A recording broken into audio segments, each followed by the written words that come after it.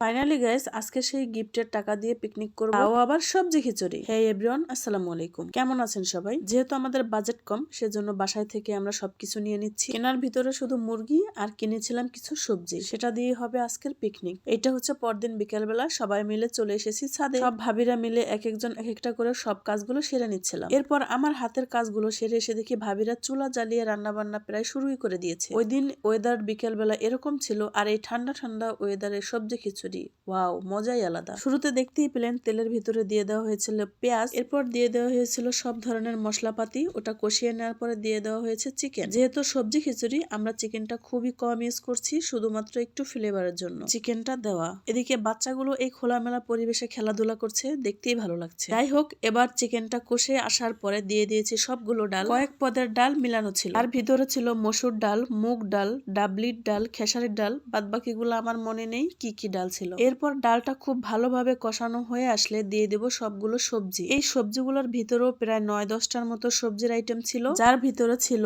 মিষ্টি কুমড়া, সিম, আলু, টমেটো, লাউ, গাজর, ফুলকপি, বাঁধাকপি, আরো সাথে ছিল বরবটি, আর সাথে ছিল কাঁচামরিচ, ধনিয়া পাতা, যেটা খিচুড়ির মধ্যে না দিলে চলেই না। সবজিগুলো দেওয়ার পরে চিকেন আর ডালের সাথে নেড়েচেড়ে খুব ভালোভাবে কষিয়ে নিতে হবে। খুব ভালোভাবে কষানো হয়ে আসলে এরপরে দিয়ে দিব আমরা চাল। এরই মধ্যে এক ভালোবাসার ভাবি নিয়ে এসেছে বড় এর আচার, যেটা খেতে খুবই টেস্টি ছিল। আমরা এখানে চালটাও কিন্তু এক রকমের দেইনি, 2-3 রকমের চাল ছিল। এখানে ছিল নরমাল ভাতের চাল, আর ছিল আতপ চাল আর নাজেশ্বরী চাল। এদিকে তো ভাবির মনেই নাই আমি আগের বারও বড়ের আচার নিয়েছি, উনি আমাকে আবার সাধলো, আমি তো আবার নিলাম। আমরা সবাই যেহেতু মিলেমিশে কাজ করি, এখন আমরা নিচে থেকে পানি নিয়ে আসলাম। আমাদের বাসাটা যেহেতু এখনো নতুন, ছাদে পানির ব্যবস্থা হয়নি, এজন্য নিচে থেকে পানি আনতে হয়েছে, মানে 6 তলা থেকে। যাই হোক, এরপর খিচুড়ির ভিতরে পর্যাপ্ত পরিমাণে পানি দেওয়া হয়েছে। যেহেতু আমাদের সবজি খিচুড়িটা পাতলা হবে, সেজন্য যথেষ্ট পরিমাণে পানি দেওয়া হয়েছে। এখানে যেহেতু এক একজনে আমরা নাড়াচাড়া করছি না, তাহলে হাত এক ব্যথা হয়ে যাওয়ার চান্স থাকে, যার জন্য এই নাড়াচাড়া করার কাজগুলো আমরা সবাই মিলেমিশে করেছি। খিচুড়িটা উপর থেকে দেখতে যতটা লোভনীয় লাগছে, খেতেও মনে হয় খুবই টেস্টি হবে। এই পর্যায়ে এসে লবণ কিছুটা কম মনে হলে আরো বেশ কিছুটা লবণ দিয়ে দেওয়া হলো। এই অপেক্ষার প্রহর তো আর শেষই হচ্ছে না,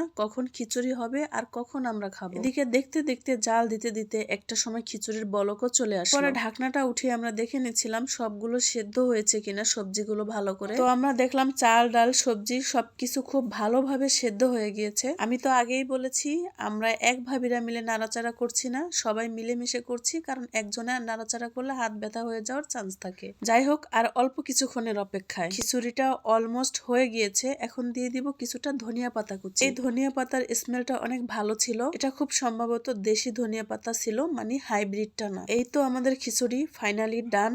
রান্না করতে করতে যেহেতু রাত 8টা 8:30 বেজে গিয়েছে, তো এজন্য আর ছাদে বসে কারোরই খাওয়া হয়নি। যার যারটা সবাই রুমে নিয়ে গিয়েছে, বাদ বাকিটা আমরা সব ভাবিরা মিলে পাতিলা মুছে খাচ্ছিলাম। অনেক মজা হয়েছিল, যেটা টেস্টই আলাদা। আজকের জন্য এই পর্যন্তই, আল্লাহ হাফেজ।